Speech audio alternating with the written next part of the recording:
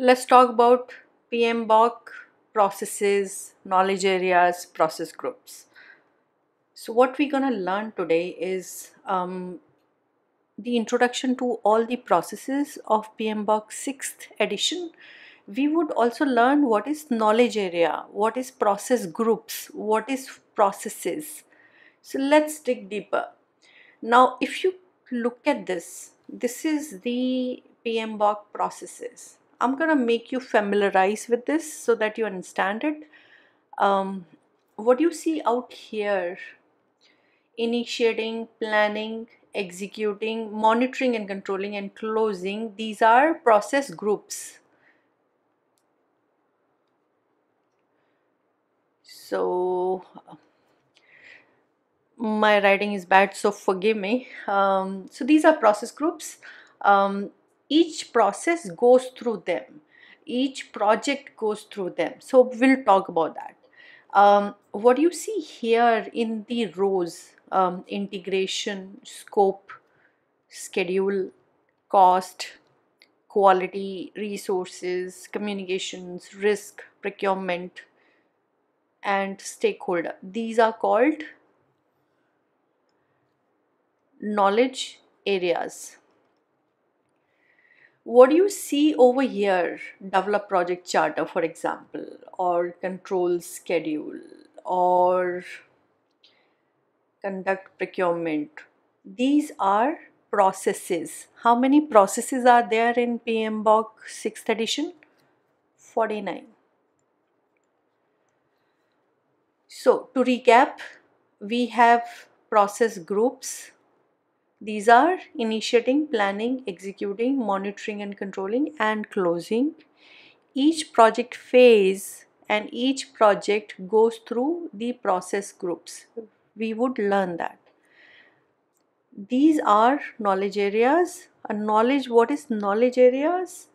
A knowledge area is typically defined in the rows of the PMBOK process map, and each knowledge area focus on certain similar aspect of the project. For example, scope management would deal with only the scoping and delivering the scope part of the project.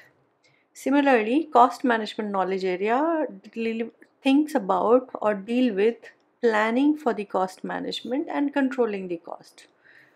A resource management knowledge area deals with how do you plan for resources, how would you estimate the resources, how would you acquire resource and then control the resources. So similar type of work is grouped into knowledge areas. How would you deal with procurement? Is procurement knowledge area? Stakeholder, how would you identify stakeholder, how would you plan for them? All of these are clubbed under knowledge areas. We gonna spend whole lot of time to discuss each and every knowledge areas coming forward. So today is not that day. So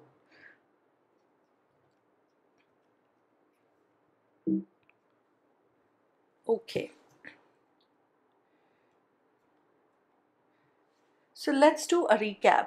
We have different project management processes. How many processes are there? There are 49 processes in PMBOK 6th edition. Why do we execute a process? These are activities to reach a end result. Then there are project management process groups. What are these process groups? The groups which you saw at the top. What were those? Those were, list them down. Those were initiating, planning, executing, monitoring and controlling, and closing. Very nice. These are logical group of a stage in a project. Understand, and I'm saying it again and again, project management process groups are not phases. A phase would undergo initiating, planning, executing, monitoring and controlling, and closing. So these are not phases, these are called process groups. What is a knowledge area? A knowledge area is specialized set of work which are combined together.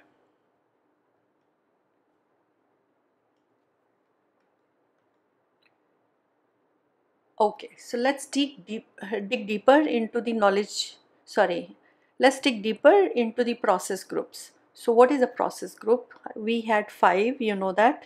What do we do in initiating? Initiating, we authorize the project to start, and we also understand who all are my stakeholder on the project.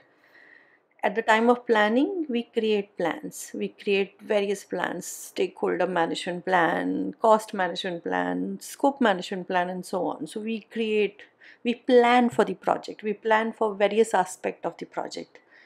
At the time of execution, what do? We use the resources which are given to us to do the work. So here actual work happens. Monitoring and controlling is we see what did we plan for, what actually happened. So planned versus actual.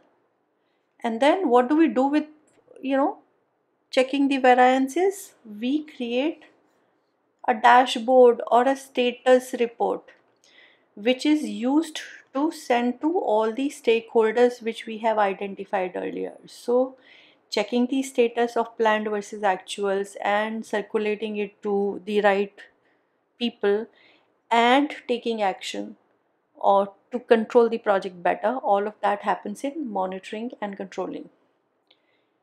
And this keeps on happening until unless customer accepts my deliverables. Once the customer accept my deliverable, what do as a project manager? Once he accept, then I move into closing. Getting that? So I do not close my project and then ask customer to accept my deliverable. No, it doesn't happen like that. The first of all, the customer accepts the deliverable, then only I close the project.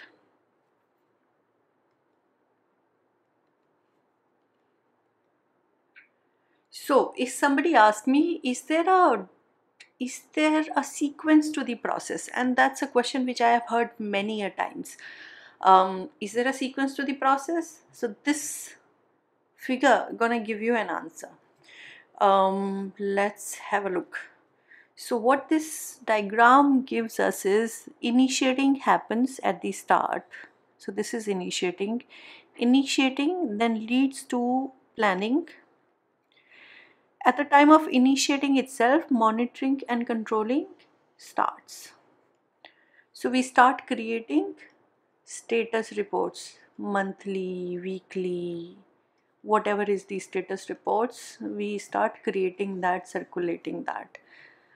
So these are the processes which keeps on happening at the time starting the initiating till we close the project. So we initiate. Once we initiate, then only we move into planning. I plan and execute, and with the execution I see how my team is working and I replan. So execution and planning goes side by side. After some point of time, when my deliverables are ready, see why I am doing this work? Because I want deliverables to be ready. I want the end result of the project to be ready. Once my deliverables are ready, I test them here. Once I test, I get them accepted here. Here meaning monitoring and controlling processes, and then only I move into closing. So I close my project once I get input from monitoring and controlling. So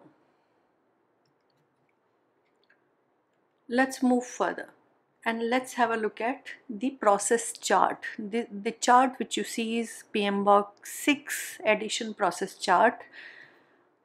Let's look at it in much more details now. You would have initiating. Initiating happens first. So what are the two processes which gonna happen together? And then only I would move into planning. So develop project charter would happen first, and then identify stakeholder would happen next. Once you would have these two processes executed, then you would move into planning. Here I do lot of planning. I plan the project management plan, which has a lot of subsidiary plans. What are these subsidiary plans? Scope management plan, schedule management plan, cost management plan, quality, resource, communication, risk, procurement, stakeholder, all these plans forms the integrated plan. So I make a big plan with all the inputs coming from all these processes. So that's one. What else I do? I ensure that I get requirement, blah blah blah. I do a lot of other stuff. Once I have this plan ready, and it could be a big plan or a small plan, it could be with a lot of details, or it could be with at a high level detailing. What PMBOK recommends is that you just fill in requisite details, not much details. Do a high level detailing, get your team to execute the work, and then keep on detailing the plan further. This process is called progressive elaboration. Let me write it down for you. PROGRESSIVE, progressive elaboration. So we elaborate the plan progressively, which means I create a high level plan and keep on adding details as and when I get more details, and I keep on executing it. So this keeps on going, this keeps on happening. Okay, so I plan and I execute. What do I do in execution? I manage my knowledge, whatever is getting created, I store that. My team does the work. I need to get my team first. So I acquire resources, develop my team, manage my team, and this team keep on delivering the work which is allocated to them. And I keep on telling them what to do, what not to do, so that we are on the same page. When I say we, or when I say I means the project manager. I would also manage communication with stakeholders. In case there are risks which are happening on the project, I would implement the responses, conduct the procurement, and ensure that stakeholders are engaged. I talk to them, I meet with them. Similarly, this is happening all the time. Planning and executing is happening all the time. As an umbrella process, monitoring and controlling has started from the start. So we have monitoring and controlling. What do? I do planned versus actuals. So control scope is what did I plan for, what actually happens. Control schedule is what did I plan for, what actually happened. How much did I plan to be, what is my scheduled milestone date, am I meeting that or not, am I ahead of schedule or behind schedule. Control cost is what did I plan for to spend, what am I actually spending. So planned versus actual. Control qualities, what are the quality parameters I planned for, am I actually obtaining them. Control resources, how many resources I planned, do I actually have them. Communication, same, planned versus actuals. So all these planned versus actuals I count and analyze and club them together in a status report, or integrate them together in a status report in a process called monitor and control project work.